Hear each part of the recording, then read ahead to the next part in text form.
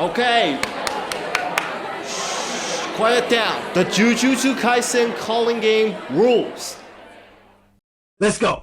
So after watching the latest episode of Jujutsu Kaisen Season 3, where Tengen-sama goes over all of the rules of the Culling Game, a lot of fans were probably thinking, wait, what? Are we just doing like a battle royale right now? Like, what is this game, bro? Like, why are we playing the Culling Games? Why are we doing this? So today, we're going to go into the Culling Games and its rule. Very quick, very simple. Even the most brain rot JJK fans would be able to understand. Stop the cap. First of all, let's rewind back to Season 2. At the end of Season 2, remember Kenjaku, right? The evil brain-kun inside Geto's body. So he uses Geto's curse manipulation to turn Mahito into his Pokemon, basically. And he stole Mahito's curse technique, Idol Transfiguration. That vile, disgusting technique that can literally reshape humans' body. And with this power, Kenjaku tries to turn everyone in Japan into Jujutsu sorcerers to evolve humanity. And of course, he fails because he doesn't have enough curse energy. I don't like where this is going. But what he did manage to do is that he used the Idol Transfiguration from Mahito to turn two groups of people into sorcerers. The first group, people who ingested cursed objects like Itadori Yuji himself. And second group, non-sorcerers with high potential of developing curse techniques. And the first group, the cursed object consumer group, has become vessels for sorcerers from past eras. So think, like old sorcerers from like hundreds or even 1,000 years ago, they control this new vessel. They're getting revived in the Culling Game. It's time to come back from the AFK, right? It's time to party.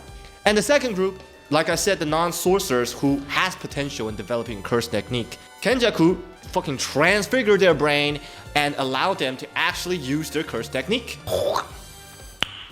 Nice. But if you are one of the lucky people who got selected by Kenjaku to awaken, don't be so happy just yet. The Culling Game takes place in 10 colonies across Japan.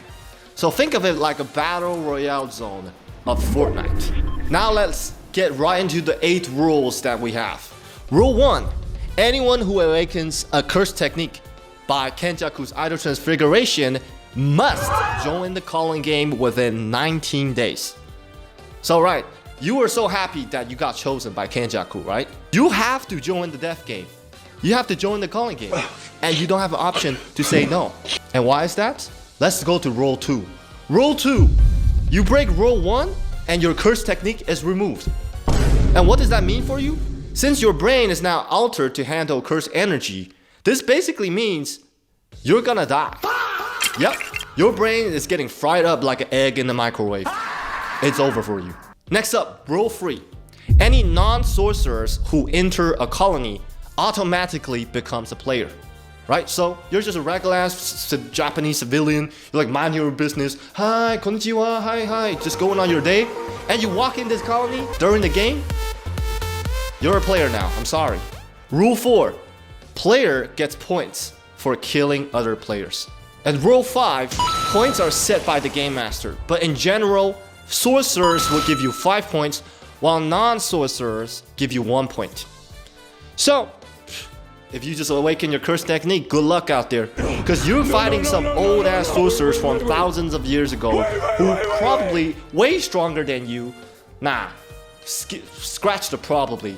You're definitely cooked, right? You're getting bodied by 100-year-old sorcerers who took control of the vessels. And everyone's trying to kill you because you awaken a technique. That's 5 points right there. You are a walking EXP. Like, I'm not gonna lie, the non-sorcerers, they have it rough. Because if they're in the colony, they are getting farmed. How easy is it to kill a non-sorcerer? It's so easy. Boom, he's dead. Boom, he's dead. It's crazy out there. Rule 6. Players can spend 100 points to request new rules from the Game Master, right? Excluding their own points, right? The points that represents their own value. Rule 7, the game master must accept the new proposed rules, except if the rule has long-lasting effect on the game. Just like Maki said in the anime, it's really up for interpretation. What do you mean by long-lasting effect? Define that. But what this also means, farm points that add rules that benefits you. That's what people are gonna do. So watch out. And rule 8, if a player's score doesn't increase for 19 days, their curse technique gets removed. You may be thinking to yourself, oh, I'm a PUBG player. I can just find some place in the zone, some safe place, and just AFK the whole game. Nuh-uh. You can't do that. You have to fight. How? How did they think that was okay to even put it in the game? I'm so sick of this company. They're trash!